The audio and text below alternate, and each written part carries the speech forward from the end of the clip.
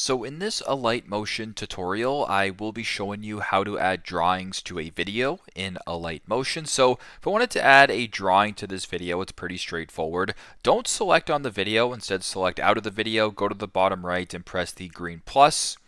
Once you're here on the far right, it says freehand drawing, select that. And then make sure that some of the top two options are selected, so you can either select the pencil or the brush like this. You can change the thickness, etc. So if you wanted to go ahead and make it like this, you can select it, you can draw, you can go ahead and change it, right? Bunch of different options here. You can also go back to the crayon right here, and you can draw, you can do what you got to do.